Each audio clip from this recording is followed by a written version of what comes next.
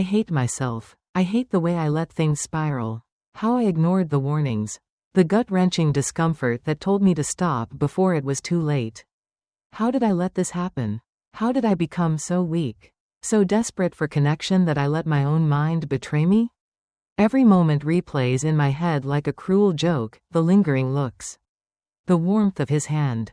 The way I let it happen. How I didn't stop it soon enough. I was supposed to be his mother. Not someone lost in her own loneliness. Grasping for meaning in all the wrong places. I failed him. I failed myself. I can never take it back. Never undo the shame that burns inside me like a fire I can't put out. And the worst part? I have to live with this. I have to smile, pretend, act normal, while knowing I destroyed everything that should have mattered. The house was suffocating in its stillness. The kind of silence that wasn't peaceful but oppressive. The faint hum of the refrigerator and the distant creak of settling wood were the only sounds that filled the empty space. I stood in the kitchen, staring blankly at the eggs sizzling in the pan, the rich aroma of coffee curling through the air. But it did nothing to comfort me. My husband had left early, just as he always did. His hurried, half-hearted, "Sorry, I can't make it today," still echoing in the air like a ghost. I didn't even react anymore. What was the point? His absence had become a fixture. As much a different. The silence wasn't just a lack of noise, it was pressing against me. Settling into my bones. A weight I couldn't shake. My fingers clenched around the spatula. My breath shallow. A strange, restless energy coiled inside me. Twisting and tightening. An urgency I couldn't name. I needed to escape. To go somewhere. Anywhere. Before this quiet consumed me whole. And then, as if on instinct, I turned. "Garen," I said, "let's go to the beach." The road stretched endlessly before us. A winding ribbon of asphalt cutting through golden fields and towering pines. The sky above was a brilliant shade of blue. The kind of day that seemed to mock the restless storm brewing inside me. The car hummed beneath my fingertips. The rhythmic thrum of tires against pavement filling the space between us. Garen sat in the passenger seat. Earbuds in, his fingers drumming an absent beat against his thigh. He hadn't said much since we left. And I couldn't blame him. This wasn't something we did, impulsive trips. Just the two of us. But I needed to escape the suffocating monotony of the house. Needed to breathe in air that didn't carry the weight of empty spaces and unspoken words. The coastline finally came into view. The vast expanse of ocean glinting like shattered glass beneath the midday sun. The beach was crowded with families and couples. Their laughter and easy conversations a stark contrast to the unspoken tension that clung to me like a second skin. We found a spot near the rocky outcroppings, away from the main crowd, where the waves crashed violently against jagged stone, throwing mist into the air. I spread out a towel, sinking onto it with a sigh, letting the sun warm my skin. The heat was a welcome distraction, the rhythmic crash of waves lulling me into a momentary sense of ease. "Can you help me with the umbrella?" Garen's voice pulled me from my thoughts. I opened my eyes to see him struggling against the wind, the wide canvas flapping wildly as he fought to anchor it into the sand. I pushed myself up, brushing grains of warmth from my arms, and moved to help. Our hands met on the metal pole, fingers briefly tangling as we worked together to steady it. A simple touch, a fleeting moment, but something about it sent an unexpected jolt through me. I hesitated for a fraction of a second before quickly adjusting my grip, pretending not to notice the way my pulse had quickened. "Got it," he said, flashing me a quick smile as we finally secured the umbrella. The ease of his expression unsettled me more than it should have. When had he grown into someone so composed? So sure? I looked at him then. Really looked at him, not as my son, but as a person. A young man, taller than I remembered, his features defined, his posture confident. A strange feeling stirred in my chest, one I didn't have a name for, and I immediately pushed it down, burying it beneath the familiar layers of motherly affection and routine. I settled back onto my towel, closing my eyes against the too bright sky, but I couldn't shake the feeling that something had shifted, that something fragile and unspoken had been nudged awake. The house had settled into its familiar nighttime hush, the soft hum of the refrigerator in the kitchen blending with the distant chirp of crickets outside the window. The dim glow of the television flickered against the living room walls, casting long, shifting shadows across the floor. Garen and I sat on the couch, side by side, an old photo album spread open between us. filled with echoes of the past. The pages were slightly curled with age. The once vibrant colors of the pictures faded to a softer hue. He chuckled, pointing to a picture where he sat on a tiny plastic tricycle.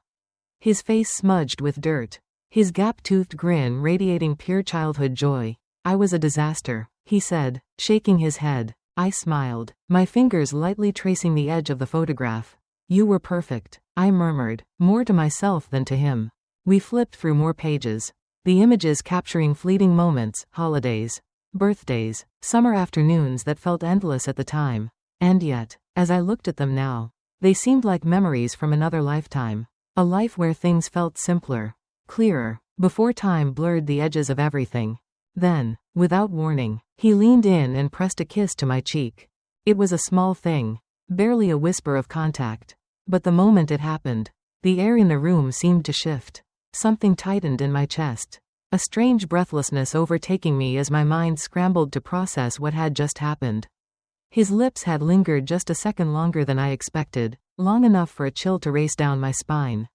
Long enough for my fingers to tighten against the leather cover of the album. It wasn't the kiss itself that unsettled me, it was my own reaction to it. I forced a small laugh, turning slightly to meet his gaze, searching his face for any sign that he had felt it too, that same flicker of something unspoken. Something just beneath the surface. But his expression remained unreadable, his posture relaxed, as if the moment hadn't been significant at all. Been a while since you've done that, I said lightly, my voice not quite as steady as I wanted it to be. He shrugged, a casual movement, but there was something too careful in the way he did it. Felt like the right moment. I nodded, but suddenly, the space between us felt smaller, more charge, as if the very air had thickened. The warmth of his presence beside me was something I had never noticed before, never allowed myself to notice. I looked back down at the photo album, trying to anchor myself in the past, to remind myself of who we were, who I was supposed to be. But deep down, something had shifted, something I couldn't quite name. And the worst part was, I wasn't sure if I wanted to. The house was still, wrapped in the kind of quiet that felt more like a presence than an absence. The dim glow of the kitchen light barely reached the living room, where I sat slumped on the couch, my body aching in a way that wasn't just physical. The exhaustion had settled deep, winding itself around my muscles, pressing into my bones. I rolled my shoulders, trying to loosen the tightness that had taken residence there. But it was useless. No matter how much I stretched, how much I exhaled the tension, it never truly left me. You okay? Garen's voice pulled me from my thoughts. Soft but certain. I turned my head to see him standing a few feet away, watching me with something unreadable in his eyes. I mustered a small smile, one that didn't quite reach my eyes. Just tired. For a moment, he didn't say anything. Then he stepped closer. Let me help. I frowned slightly. Help how? He lifted a shoulder in an easy shrug. You're always complaining about your back. I could try to work some of that tension out. I hesitated. It was a simple offer. An innocent one. There was no reason to feel this sudden, inexplicable shift in my breath. This strange flicker of awareness that made me hyper-conscious of the space between us. But then he moved behind me, lowering himself onto the couch, and that space disappeared. My heart gave a strange, uneven beat, but I forced myself to stay still.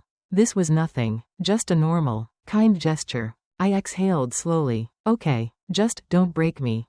His soft chuckle was warm against the back of my neck. No promises. Then, his hands were on me. The first touch was light. Barely there, but even so, a shiver traced down my spine. His fingers pressed gently into my shoulders, firm but careful, and I let out an involuntary breath as the tension began to unwind beneath his touch. He moved with an unexpected precision, kneading into the tight knots along my back, his thumbs pressing slow, deliberate circles against my skin. It felt good, too good. I swallowed hard, my body tensing for a reason that had nothing to do with stress. The warmth of his hands, the way his fingers lingered just a little too long in certain spots, it was comforting. But also something else, something I didn't want to name. This is nice, I murmured before I could stop myself. He hummed in response, his voice low. Told you I was good at this. I let out a small, breathy laugh, but the sound was weaker than I intended. Because suddenly, I was aware of everything, the slow drag of his palms, The way the air between us felt heavier, charged with something I didn't understand. I needed to stop this. I needed to pull away. But I didn't. Because some part of me, a part one was too afraid to acknowledge, didn't want him to stop. The night had settled into a fragile quiet. The kind that made every small sound feel amplified. The distant murmur of the television hummed through the living room. But neither of us was really paying attention. Garen and I sat together on the couch. An old photo album opened between us. Its worn pages filled with frozen fragments of a life that felt impossibly distant. The dim glow of the lamp cast soft shadows across his face as he turned the pages. His fingers grazing the edges of long-forgotten moments. I watched as he lingered on a picture of himself as a toddler. Face smeared with chocolate cake. His eyes bright with uncontained joy. "You were such a messy eater," I teased, nudging him lightly. He chuckled, shaking his head. "I don't even remember this." I smiled, though something about the weight of the moment made my chest tighten. "I do. You loved that cake so much. You cried when it was gone." The memory filled the space between us, stretching into something deeper, something unspoken. A strange warmth settled over me, a quiet nostalgia, a bittersweet longing. It had been so long since I had sat like this, reminiscing, sharing something that felt real instead of just going through the motions of daily life. And then, without warning, he leaned in and kissed my cheek. It was so simple, so small, but the moment it happened, something inside me froze. His lips barely brushed my skin, warm and lingering for just a second longer than I expected. It should have been nothing, something he'd done 1,000 times before as a child. But now, with the room dimly lit and the space between us already feeling thinner than it should, it felt different. I swallowed, my body suddenly too aware of itself, too aware of the way my breath had caught in my throat. I turned slightly, catching his gaze, searching, questioning. Had he felt it too? But his expression remained unreadable, his posture casual, as if the moment had meant nothing at all. Maybe it was just me. Maybe I was imagining things. I forced a small laugh, trying to ease the tension curling in my stomach. "You haven't done that in a while." He shrugged. Felt like the right moment. I nodded, looking back down at the album. But suddenly, the room felt smaller, the air heavier. My mind raced, grasping for logic, for reason, for some way to explain why my heart was still beating too fast. It was nothing. It had to be nothing. But as I turned the page, the image before me blurred, and all I could feel was the ghost of his touch lingering on my skin. A moment too fleeting to hold on to, yet too significant to forget. The house was a whirlwind of movement, the kind of chaotic energy that only came before an evening spent hosting.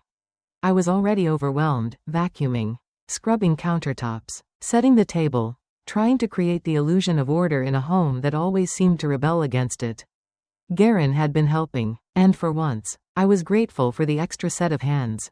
We worked in tandem, moving through rooms like clockwork.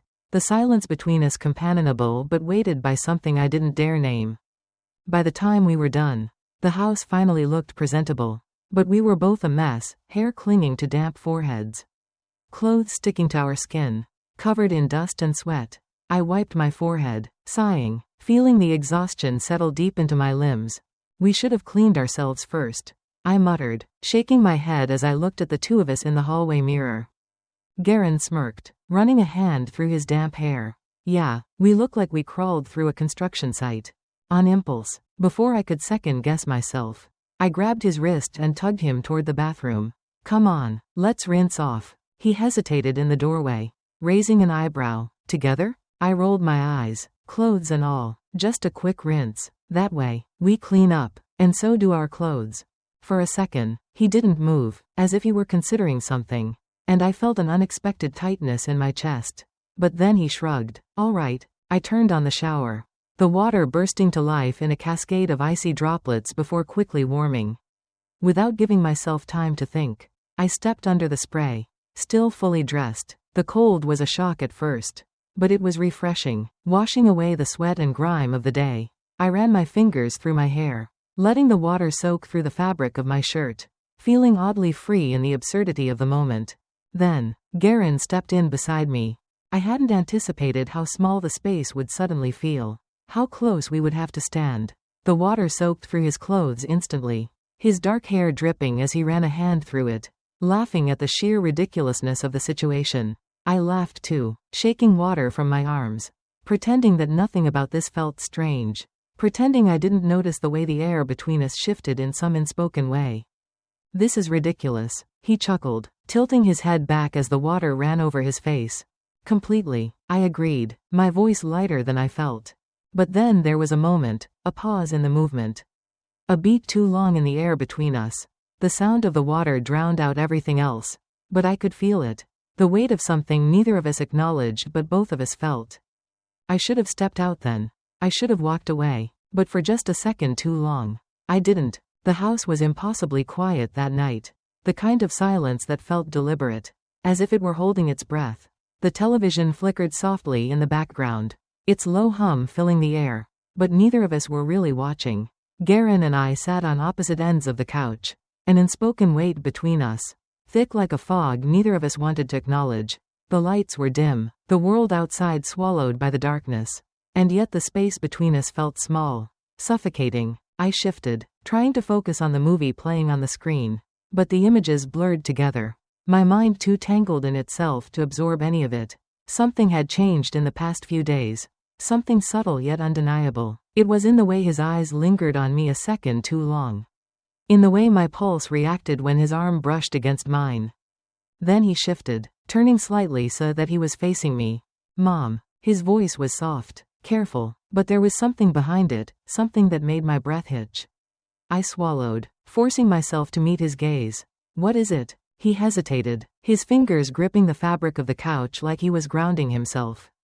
Then, finally, he spoke. Do you ever feel like you're missing something? Like there's this emptiness that never really goes away? His words hit me like a punch to the chest. I opened my mouth to say something, to offer some motherly wisdom. Some practiced reassurance, but nothing came. Because I knew exactly what he meant. I knew that feeling too well. All the time, I admitted, my voice barely above a whisper.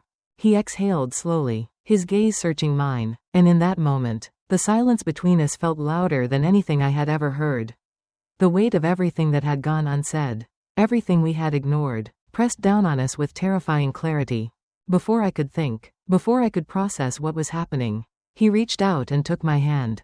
A shiver ran down my spine, not because of the touch itself, but because of what it meant, what it implied, what it risked. His fingers curled around mine. Warm, strong, steady, but I couldn't breathe, couldn't move, couldn't comprehend the reality of this moment. I just want you to be happy. His voice was so soft, so filled with something I couldn't name. And for the first time, I felt something crack inside me. I should have pulled away. I should have stopped this before it became something neither of us could take back.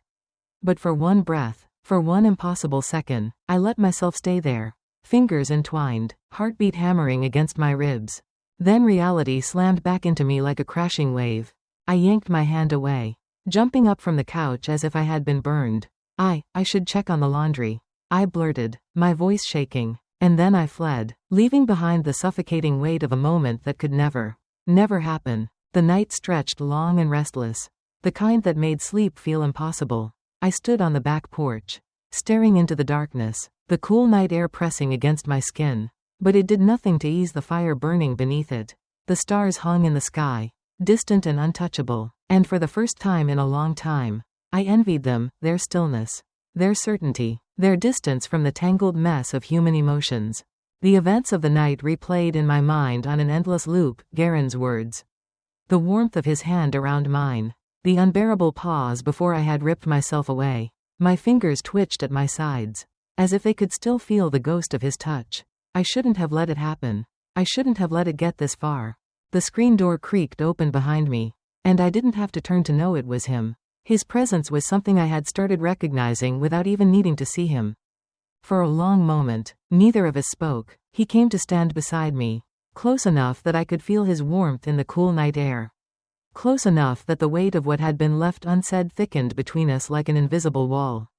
Mom. His voice was quiet, hesitant. I closed my eyes. I didn't want to hear it. Whatever he was about to say. I wasn't ready for it. He hesitated, exhaling slowly. I want you to know that I'm here for you. Always. I swallowed hard, my throat tight. The words were simple. They should have been comforting. But they weren't. They were heavy, filled with something deeper, something neither of us wanted to name. I forced a nod, my voice barely steady. I know. We stood there, side by side, watching the night swallow the horizon. And for the first time, I let myself acknowledge the edge we were standing on, the thin, dangerous line between what was and what could never be. It would have to end. I would have to be the one to end it. Because no matter how much the loneliness had settled into my bones, no matter how much I had let myself slip into the warmth of his presence, this could never happen. This could never be. A deep breath, a step back, a final decision. Tomorrow, things would go back to normal. They had to. And yet, as I walked back inside, feeling the weight of his gaze linger on me, I knew that some things, once seen, could never be unseen, and some lines, once approached, could never truly be erased. Life often moves in quiet, unspoken ways, weaving moments of loneliness, connection, and confusion into the fabric of our daily existence. Boundaries, both emotional and physical, are essential in navigating relationships, especially when emotions become tangled in unexpected ways. In today's world, where isolation can create vulnerabilities, it's important to recognize the difference between comfort and dependency, between genuine connection and blurred lines. Self-awareness and honest reflection are crucial when emotions feel complicated. Take a step back, prioritize healthy relationships, communicate openly, and seek fulfillment in ways that honor integrity. Not all feelings should be followed, some are meant to be understood and let go.